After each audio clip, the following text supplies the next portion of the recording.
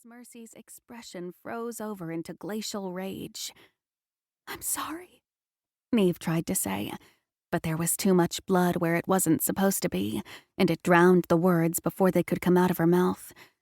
She didn't want this. What a stupid, selfish thing to think, especially in this moment when everything was falling apart. All Neve had wanted, all she had ever wanted, even before Alexandria, was to be like her sisters, to be their equal, to stand in the sun with them and not be left behind in the shadow of her own ignorance. "Now you know." It was probably her imagination that his voice was getting stronger now, louder, as if the volume was directly linked to his proximity to the gate. "Is it everything you ever wanted?" I didn't want this, Neve thought desperately, unsure of who she was trying to convince. Herself, her sisters, maybe her cousin too, the version of him that existed within the scraps of her memories. But she'd realized it too late.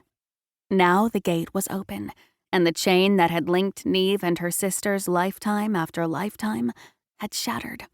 Neve could feel it, the aching loss of something that had been there for longer than she could remember. The pain should have been indistinct among the deluge from her other injuries, as her nerves screamed and tore themselves to ragged pieces. But Neve could still feel that hurt in particular, even as the others ran together in a wash of blood and viscera and pain. "We have to shut it!" Somehow, Alexandria's voice managed to cut through the noise and stimuli, dragging Neve unwillingly back to the nightmare she'd created. There was blood on Alexandria's face that was not hers, on her shirt where Neve had clung to her, and on her hands where she'd helped drag Neve through the gate. Stupid, Neve thought. She didn't know if it was her voice or A's anymore. They were blurring together in her head. Should have just left me. "Hey, shut up," Alexandria said, her gaze snapping suddenly to Neve, who realized a beat too late that she'd spoken aloud. It might have been the blood loss, but in the haze of her dimming vision, Alexandria looked a little like she was glowing. She also looked pissed. "You don't get to talk like that, okay?" Alexandria said heatedly. "So shut up and focus on not dying." Neve wasn't even sure she could manage that much, but Alexandria's attention had moved back to Mercy and Bay. "How do we close it?" she asked, the severity in her voice giving way to naked desperation. They didn't know.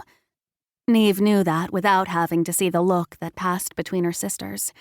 This was so beyond anything that they had been raised to believe, beyond everything they had prepared for.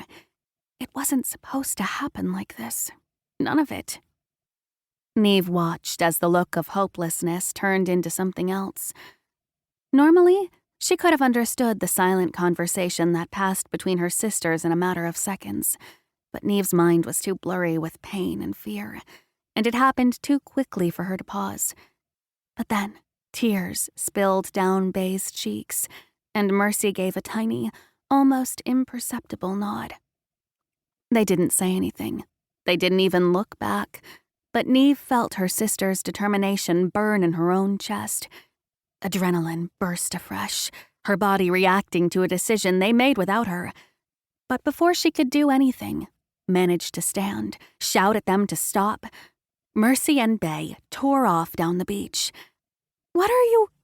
Alexandria yelled after them, but they were already gone. Behind her, the waves pounded against the sharp sand that dug into Neve's knees and shins as she fought her way to her feet. Lightning split the sky, staving off the darkness of the storm long enough for Neve to see with perfect clarity the moment her sisters plunged back through the portal.